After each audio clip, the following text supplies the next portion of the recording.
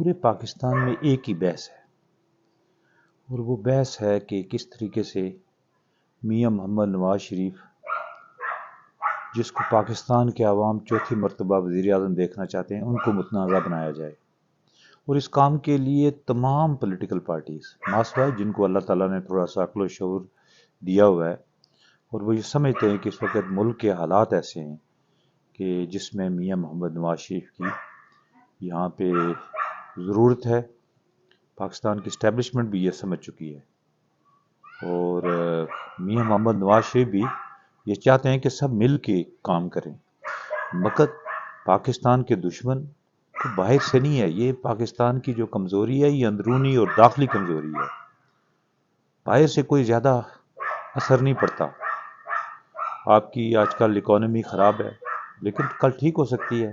یہ 25 کروڑ لوگوں کا ایک وائبرنٹ ملک ہے، اور اس ملک کے اندر بہت بڑے بڑے ذہین لوگ بیٹھے ہیں، اس کی مین پاور ہے، اس کے اندر محنتی لوگ ہیں جو پوری دنیا میں کام کر کے وہاں کی جو تعمیر و ترقی میں اپنا حصہ بٹا رہے ہیں۔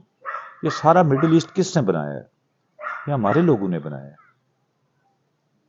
یورپ کے اندر آپ دیکھیں، جو مشکل ترین کام ہے ہمارے لوگ جا کے کرتے ہیں وہاں پر، صفائی ستھرائی سے لے کے کنسٹرکشن تک، اور آئی ٹی سے لے کے انڈسٹری تک، ہر کام میں ڈاکٹرز، انجینئرز، ہائیلی پروفیشنل لوگ پاکستانی ہیں، وہاں اپنی صلاحیتوں کا لوہا منوا چکے ہیں۔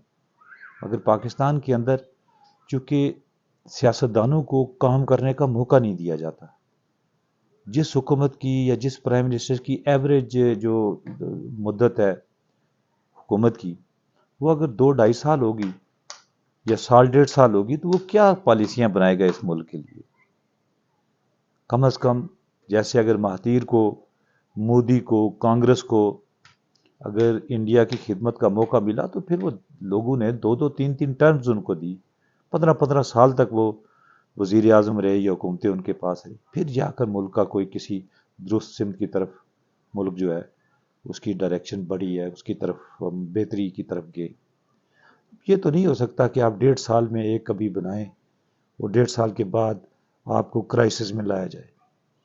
میں نہیں کہتا کہ کوئی ایک ملک یا کوئی ایک گورنمنٹ یا کوئی ایک پارٹی اس کا شکار رہی ہے۔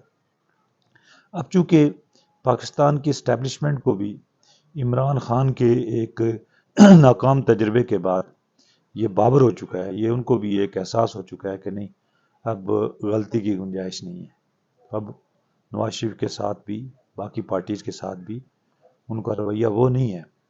اب تو یہ جو ایس آئی ایف سی بنی ہوئی ہے، وہ تو ایک پیج کے اوپر ٹاسک فورس ایک بنا دی ہے کہ 1 ونڈو آپریشن کریں، ہم باہر سے سرمایہ کاری لائیں، ہم اپنی انڈسٹریل بیس کو بڑھائیں، ہم اپنی ایگریکلچر بیس کو بنائیں، لوگوں کے جو اپنا ٹیکس نیٹ بڑھائیں، وہ تمام بااثر طبقات جو کہ ابھی ٹیکس نیٹ کے باہر ہیں، ان کو واپس ٹیکس نیٹ کے اندر لایا جائے، ان کو اس ٹیکس کلچر سے روشناس کیا جائے۔ ہم سب ٹیکس دیں گے، ہمارا اتنا بڑا ہمارا پاپولیشن کا بلج ہے، یوتھ بلج ہے ہمارے پاس، ہم اس کو ایک درست سمت دے کر اسی اپنی کمزوری کو اپنی طاقت میں تبدیل کر سکتے ہیں۔ لیکن اس کے لیے ہمیں آج کل پرسوں سب کو مل بیٹھنا ہوگا۔ بدقسمتی تھے عمران خان صاحب ایسا نہیں کر سکے، ہم ان کے مخالف اس طرح سے نہیں ہیں، لیکن ہم سمجھتے ہیں کہ وہ ایک غلط ٹریک پہ چڑھے ہوئے تھے۔ 2024 کا الیکشن ہے 8 فروری کا، اس 8 فروری میں آپ کا ایک امتحان ہے۔ پاکستان کو آپ نے دوبارہ ایک ناکام ریاست کی پاتال میں پھینکنا ہے، یا آپ نے اس کو ایک ڈائنامک، ایک وائبرنٹ، ایک متحرک، ایک ترقی یافتہ، ایک ترقی کرتی ہوئی خوشحال اور خود کفیل ریاست بنانی ہے۔ یہ فیصلہ آپ نے کرنا ہے، اور خاص کر کے میں نوجوانوں سے مخاطب ہوں، اور اس کا ایک ہی راستہ ہے کہ آپ میاں محمد نواز شریف کو موقع دیں۔ انشاءاللہ پاکستان کو میاں نواز شریف سنبھالے گا بھی، اور پاکستان کی یہ ڈوبتی ہوئی نیا ہے، اس کو پار منزل مراد پر اور ساحل پر پہنچائے گا، اور آپ اس پر بھروسہ کریں۔ انشاءاللہ پاکستان اچھے جو ہے وہ ترقی کی طرف، اچھے کاموں کی طرف، اچھی ترقی کرتی ہوئی معیشت کی طرف جائے گا۔ اللہ آپ کو اور میرا حامی و ناصر ہو۔